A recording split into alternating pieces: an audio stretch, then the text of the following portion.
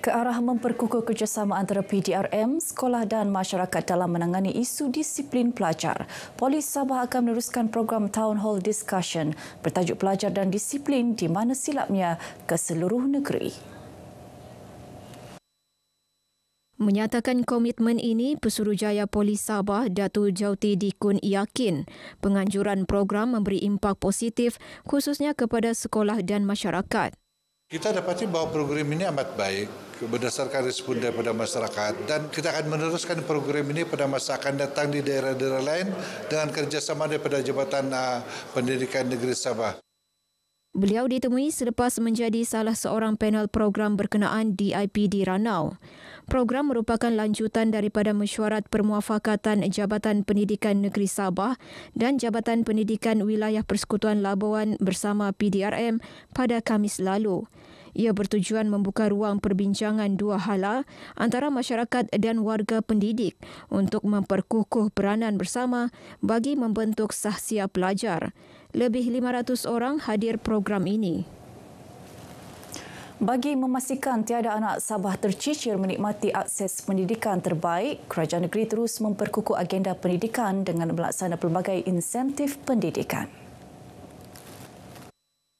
Ditemui di Membakut, Menteri Sains Teknologi dan Inovasi Datuk Dr. Muhammad Arifin Muhammad Arif berkata, tahun ini sahaja sejumlah RM141 juta beasiswa Kerajaan Negeri Sabah BKNS diberikan kepada lebih 5,000 pelajar baharu yang layak. Selain subsidi tambang penerbangan dan bantuan kepada pelajar yang melanjutkan pengajian di Institut Pengajian Tinggi Dalam dan Luar Negeri. Alhamdulillah, kita telah dilaksanakan dengan baik selama 4 tahun, bukan setahun ini, tapi sudah 4 tahun, ada yang 3 tahun dan kita bersyukur kerana sebahagian besar dapat kita laksanakan dengan jayanya. Sehingga kini 15 insentif pendidikan diperkenal dan memberi manfaat kepada pelajar di peringkat sekolah rendah hingga universiti dengan peruntukan lebih RM80 juta setahun. Terdahulu ketika melawat loji rawatan air Membakut, Datuk Arifin mahu muka sauk loji berkenaan dinaik taraf segera. Selain mempercepat pembinaan loji air berkapasiti 4 juta liter di Bengawan bagi memastikan bekalan air sentiasa mencukupi. Persidangan Antarabangsa Ekonomi ke-5 2025, platform strategik mendorong perubahan ekonomi Sabah dalam masa sama memperkukuh peranan akademia dalam membina masyarakat berdaya tahan. Menurut Timbalan Menteri Pendidikan Tinggi Datuk Mustafa Sakmut, program anjuran UMS ini turut membuka ruang kerjasama antara universiti, industri dan komuniti ke arah membentuk ekosistem ekonomi mampan serta inklusif.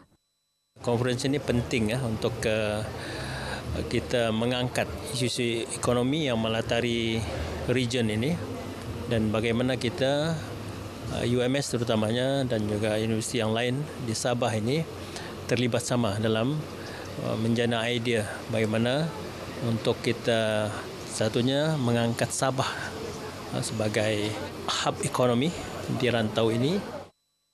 Beliau yang juga ahli Parlimen Sepanggar ditemui selepas merasmikan persidangan berkenaan yang menghimpunkan lebih 80 peserta termasuk dari negara China dan Jepun.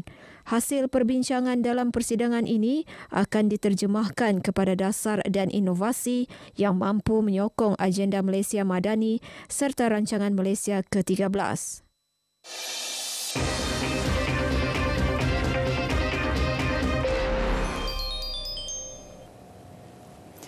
Manfaat nyata kepada sekolah luar bandar, kelebihan program sekolah angkat madani hasil kerjasama strategik antara agensi kerajaan dan sektor korporat bagi membantu sekolah yang memerlukan. Sekolah Kebangsaan Sumbiling Bengawan antara yang sudah menikmati manfaat itu. Mulih Kobong ada laporannya.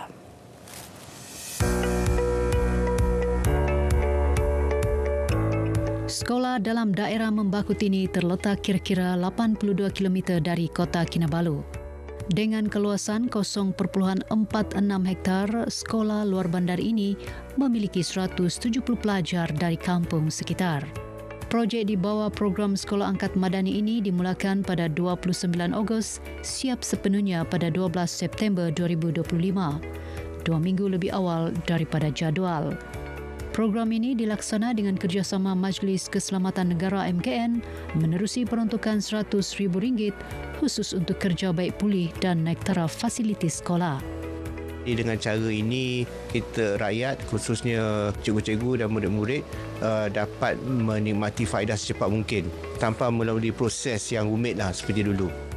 Bangunan diorang nampak baru, diorang pun semangat baru kan macam sekolah. Dengan kerjasama dengan MKN ini, mungkin yang saya harap sesuatu yang lagi baik daripada sebelum ini.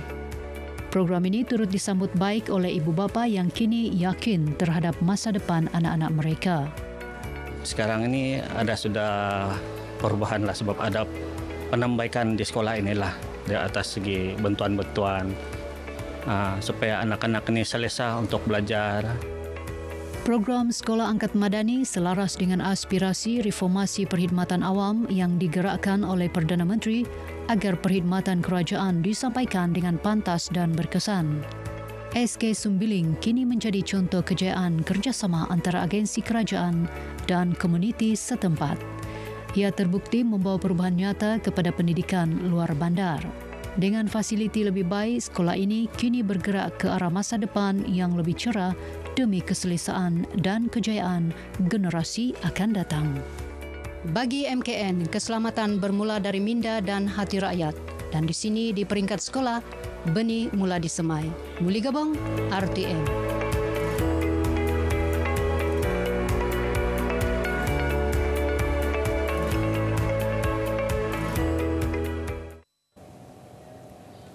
Media perlu mendapatkan maklumat tepat dan sahih dalam menyiarkan sebarang laporan berkaitan PRU DUN Sabah ke-17. Ketua Program Pengurusan Latihan Akademi Pilihan Raya SPR Malaysia, Nik Aminuddin Nik Syahar Shah berkata, pemahaman asas proses pilihan raya termasuk isu daftar pemilih dan kategori pengundi pos penting bagi mengelak salah tafsir semasa liputan. Paling penting sekali mendapatkan first hand information itu daripada pihak SPR dan di peringkat SPR sendiri tiada masalah, malah kita sangat-sangat berbesar hati untuk bekerjasama dengan pihak media lah. Nik Aminuddin ditemui RTM selepas menyampaikan taklimat dalam bengkel pemantapan pelaporan PRU DUN Sabah ke-17 di Kota Kinabalu. Beliau berkata hubungan rapat antara media dan SPR amat penting bagi memastikan penyampaian maklumat rasmi lebih cepat dan tepat selain mengelak kekeliruan di peringkat awam.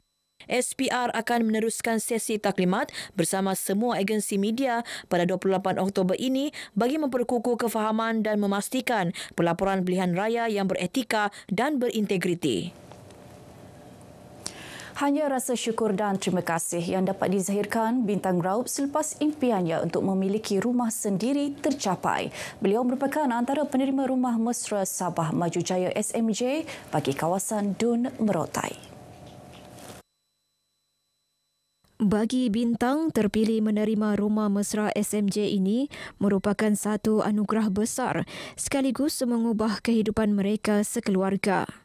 Ini memang sudah lama menunggu rumah ini. Kami tinggal di rumah mentua. Menumpang. Jadi memang saya sangat-sangat berterima kasih sebab baru hari ini kami dapat rumah sendirilah. Turut menerima kediaman sama Jais Tarunggak dan Nur Azlina Hassan. Terima kasih banyak, bersyukur kami dapat rumah, kami dibantu. Bukan satu orang, saya semua dibantu. Terima kasihlah sama kerajaan. Saya berterima kasih kepada kerajaan kerana membantu saya untuk membina sebuah rumah yang saya tak dapat mampu walaupun kami ada tanah. Apa-apapun itu saya minta terima kasih kepada semua kerajaan yang telah menolong pada rakyat yang kurang berupayalah. Penyerahan rumah disempurnakan Presiden Parti Harapan Rakyat Sabah, Tan Sri Liew Yunifah.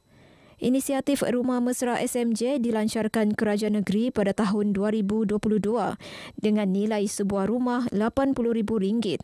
Ia diberikan secara percuma kepada penduduk terutama di luar bandar yang kurang berkemampuan. Baik, sekian paparan Berita Pagi Sabah kali ini. Selepas ini Berita Pagi Sarawak bersama Buma Wayne, Malaysia Madani, rakyat disantuni.